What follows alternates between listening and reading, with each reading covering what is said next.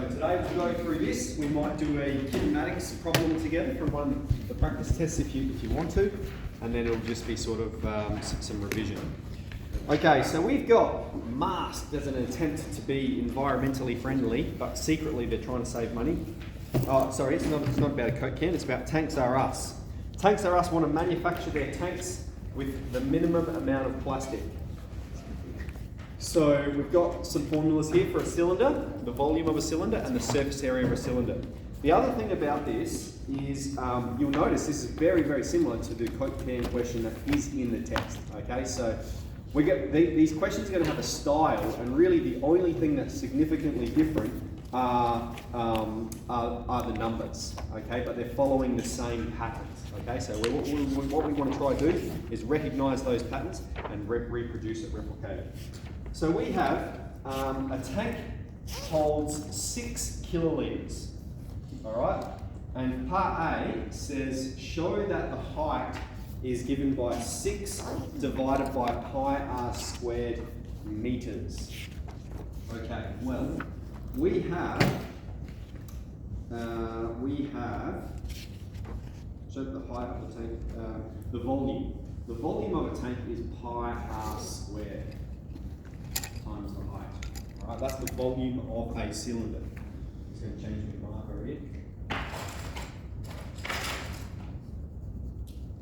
All right, and we know the volume is 6 kilolitres.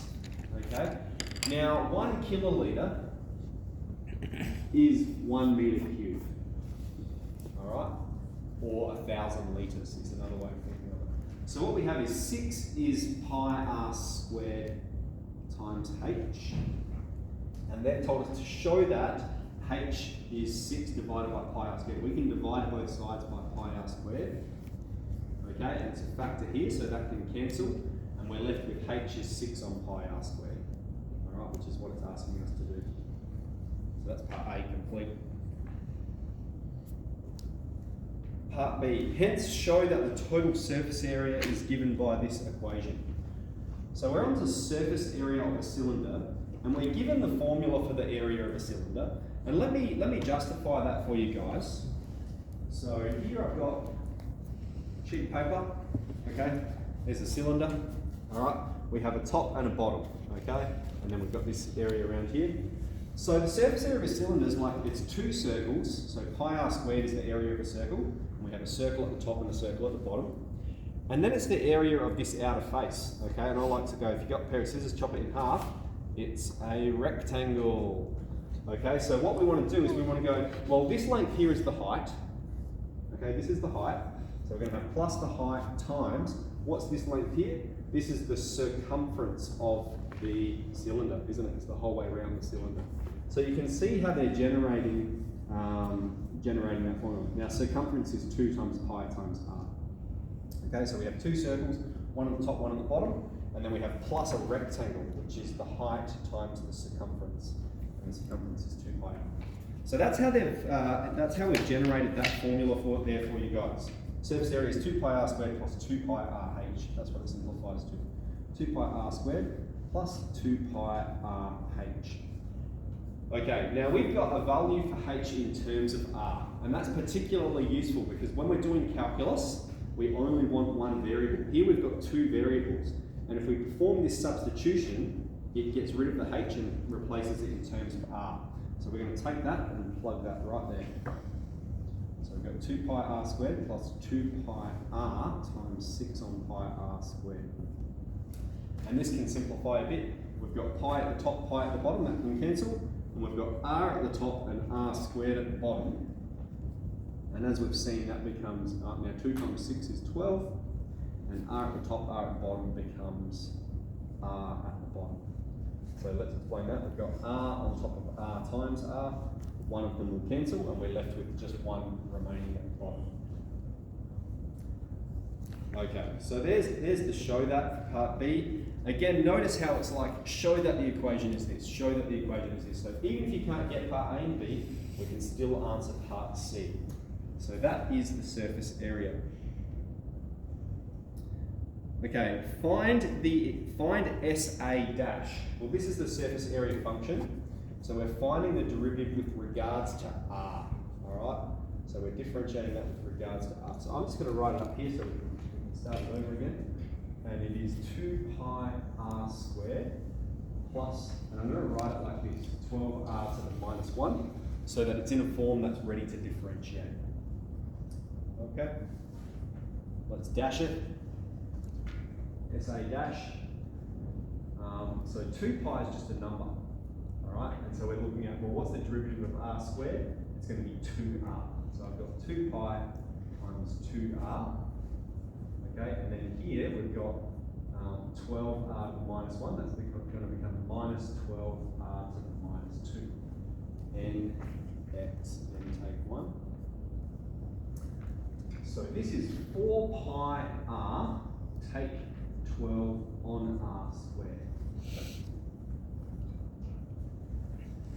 Okay, and we're finding the optimum solution. Remember, we're trying to minimize the amount of plastic that we're using. So that means we already know we're looking for a minimum solution. So let's think about those calculus techniques we have to use to find an optimal solution. Step 1, find the derivative. Step 2, draw the sign diagram of the derivative. Okay?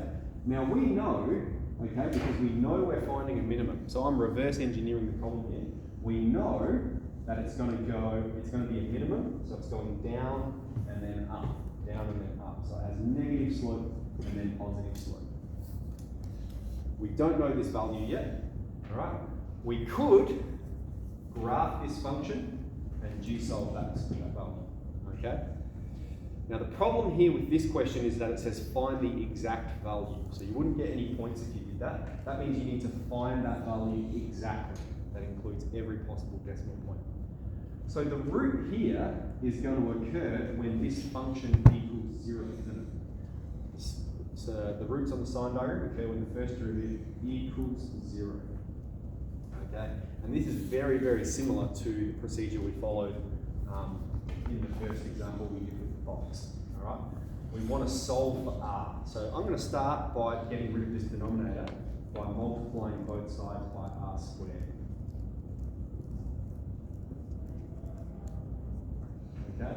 Because what that does, we're going to keep 0 over here. This becomes 4 pi r to the power of 3, and this just becomes take 12, because we have r squared at the top and r squared at the bottom. Okay, and then I think we're off to the hills. We're trying to get r by itself. So we'll move the 12 over, divide both sides by 4 pi. Remember, 4 pi is just a number. Anytime we see pi, we've got to think that's just 3.14159. Okay, we've isolated the variable, and now we're ready to just do the cubed root. Okay, so that is it expressed in exact form. That includes every possible decimal place. And this is like a super irrational number, okay, because we have pi as an irrational number, and then we have the cubed root of an irrational number is of course irrational as well. So, so it's a super duper irrational number. Just for the sake of argument, let's calculate it to a few figures.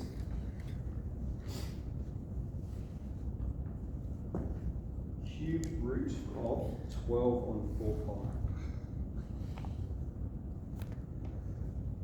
0.9847. Okay, so approximately 0.985.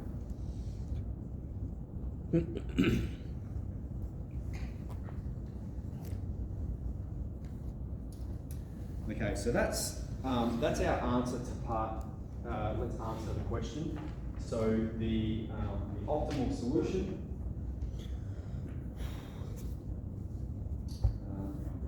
Solution occurs when r equals the cube root of 12 on 4 pi meters.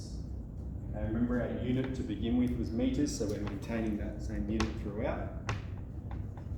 Okay, so I'm going to pause there. I'm going to give a bit of a detailed explanation of the path that we've taken through this problem. Okay, parts A and B are making a geometric argument. Okay, so it says show that it's this and show that it's this, all right?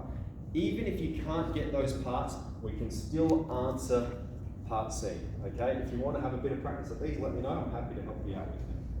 When we get to part C, we're just performing the same process we're doing throughout this unit. Okay, what is it? Find the derivative, draw the sign diagram of the derivative. Okay, so you can go straight from that function to the sign diagram. The only difference is in this case, it says find the solution exactly. So rather than getting 3 marks, you might get 1 mark, okay, if you did it that way. So you've just got to think, how can I get the most marks? All right, so that's the same process. Find the derivative, draw the sign diagram, state the optimal solution. And then this process here is just showing you how we found that solution exactly. All right, we moved, what did we do? We times both sides by r squared. We expanded it, we moved the 12 over, and then algebra. Okay, so now let's answer the question. All right, and so even if you didn't get part C, you can still get part D. All right, hence state the value of the height and surface area of the tank that provides the optimal solution. Well, the optimal solution occurs when the radius is this value, or 0.985 meters. So let's find the height that corresponds with that value. Look at this, we have an equation for the height with regards to the radius. So we're just going to plug it into that function. So the h is going to be the height, is going to be 6 divided by pi times 0.985 squared. Okay, we'll evaluate that to 3 figures. Here it doesn't specify we need to do it exactly, so we're absolutely justified in rounding that. 6 on pi times 0.985 squared. So the height of this tank is 1.968 or 1.97 meters. Okay. And then so that's the height of it, but it says find the height and the surface area. Okay. Well, we have a surface area function. We've written it here, we've written it here. This is the surface area function. This isn't, because this is the derivative of the surface area function. So if we want to know the surface area, then we're going to put that value of r into the surface area function. So we need to know the surface area. We're going to have 2 times pi times 0.985 squared plus 12 times 0.985 to the minus 1. Okay, let's calculate this. 2 pi times 0.985 squared.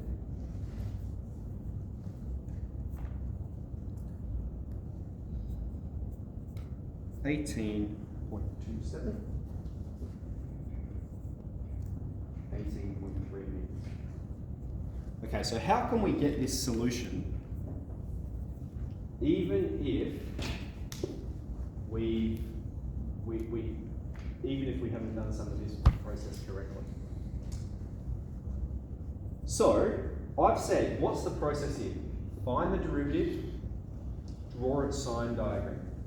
Okay. If you were to graph the original function, okay, if you were to just graph the surface area function, all right, it's going to look something like this. Okay, but the point is it has a minimum. And you can G-solve the minimum, you can know the surface area straight away, okay? Because the x value here is going to be the radius, and the y value is going to be the surface area with regards to that radius. So if you G-solve this minimum, the coordinates are going to be 0.985, comma, 18.3. All right, so you can answer that part, even if you haven't answered any of the other stuff, all right? And you can get the height accordingly because you're given this height function. Okay, so remember, it's a hard problem, but like I said on Thursday, I'm definitely going to go through one that's similar to the one in the test for you. Okay, so it has the same process, but with some different numbers. All right, so we'll do that on Thursday. Now I'm thinking, I don't think I will go through a kinematics question right now. I think maybe we could do one of them when we come back from recess. What I'd like to do is just flick through the textbook and talk about all the stuff that we have covered in this calculus unit. Okay, so because we did start with chapter 14, so let's flip back to there, and we'll just see if we can detail the content of this text. Well,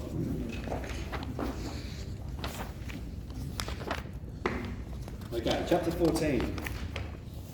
We've got rates of change. Okay, so we're just introducing you to that idea of what calculus is about, isn't it? So we start with constant rates of change. We're just getting you to draw some graphs and finding slopes. Okay, so remember, the average rate of change is just the slope between 2 points. y2 take y1, on x2 take x1. And then we went into instantaneous rate of change.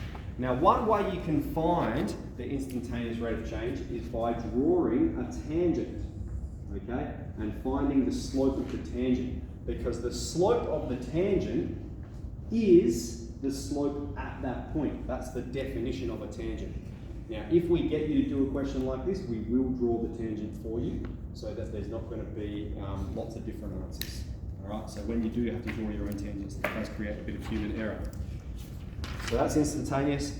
And then we talked about limits, okay, and we only spent a very brief amount of time on that before we launched into first principles, okay? And most of the problems in first principles we did in our notes booklet. First principles is this formula. The limit as h approaches 0 of f of x plus h, take f of x on top of h. Okay? All of them follow the same process. Step 1, put it in the formula. Step 2, expand, collect like terms. Step 3, factorise h. Factorise and cancel h. And then step 4, apply the limit. All following the same, and the one you get will be some form of a quadratic. Okay, so make sure we're comfortable with that process. They're good questions, they're nice and methodical, and they're worth about 5 or 6 marks. Okay? That's where we also start to point out to you the difference between the function and the derivative function. Okay, so we call this the function, and we call this the slope function or the derivative function. And so the difference between them, you take any x value, you put it into the function, it tells you the corresponding y value. That's what it is, isn't it? Y equals f of x. It's a function of x. What's the y value with regards to x? Okay? F dash of x is the slope function. What is the slope with regards to any value of x? Take an x value, plug it in, it tells you how steep it is, whether it's increasing or decreasing also. Okay, so that's chapter 14, and that pretty much brings us to the end of chapter 14. In chapter 15, we look at an introduction to simple differentiation. Okay, and so the beauty of that, okay, you've got x to the n, and we know the derivative is n x to the n take 1. That means when you're doing these first principles problems, you know what the answer is, because you can look at it and differentiate it using simple differentiation. Okay? You won't get marks for doing that. The point is to demonstrate the first principles process, but at least you know the answer that you should get. All right, so that's what we did in 15a. The only thing I might point out there is, so it might be just remind you guys of the rules for simple differentiation, okay? So we need to express everything as x to the n, and it needs to be at the top of the fraction, okay? And then we need to differentiate everything all in one step, all right? We don't want to differentiate this term and then differentiate this one in the next step. We differentiate it all at the same go. Okay, and then what if you have as well, if we have like x squared take 3x on top of x, if we have a function like this, we can split that denominator. Okay, so still the same function if I write it like this, all right, and then on x squared on x just becomes x, and 3x on x becomes 3. Okay, now you can differentiate it. You can't differentiate that because it's got this variable as a denominator, all right, but we can split it and then put it like that accordingly.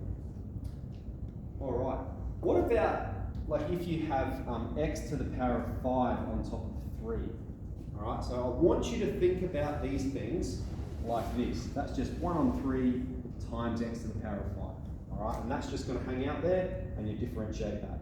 So don't stumble across that. All right, recognize anytime there's just a number at the bottom, we just rip that out the front. Okay, so that's 15a. We get into 15b, where we're talking about tangents and normals. Okay, so it's a pretty meaty exercise, although we are only going to test you on question 1 and 2. Okay, so that is finding the equation of a tangent and finding the equation of a normal. I taught you 3 different processes. Doesn't matter which you use unless it specifies a process. We very rarely specify a process, so I'll let you know if we do. So just make sure you're comfortable with at least one. It's good to be competent at all 3. Okay, but I think most of us were okay with questions 1 and 2. Then we move on to increasing, decreasing, which is 15c, and finding maximum and minimum points, 15d. So I'm just going to do a really quick example here. If we have the function of x squared take 2x, okay, you could graph it, all right, and it would look like something like this, okay. From that graph, you can see that it has a minimum, okay, so you know the optimal solution, you can G-solve it. You can even see where it's decreasing and where it's increasing. So you can get all those answers just from your calculator. But again, we're looking at using calculus techniques. So what do we have to do? Differentiate. We've got 2x take 2. Draw the sign diagram of the derivative function. Okay, so the sign diagram of this function, the root is 1. 2 times 1 take 2 is going to be 0. And this is the equation of a line that has positive slope. Okay, so that's how I'm thinking about it. So it's going from below to above. Okay, another way you can generate that sign diagram is to graph this function and get that root and see when is it above, when is it below. But this tells us, what does this tell us? That this function, this sign diagram, tells us about the original function. It's decreasing for values less than 1. Okay, you can see you're decreasing. You're walking downhill for all values that are less than 1, and then you've got positive slope. You're increasing for all values larger than 1. Okay. And the other thing it tells you, if you're decreasing and then increasing, okay, decreasing and increasing, you have a minimum. All right. Okay, so that's C and D. Then we get on to kinematics. I'm not going to talk much about that now. We will go through it probably either later today or on Thursday. And then optimization. Okay, and we'll make sure we're prepared for that as well. Any questions? Okay, it's a hard test. Well, it's not a hard test, it's a hard topic. We're going to make sure you're prepared for the test. Okay, so you're going to make sure you do the right thing, do lots of study.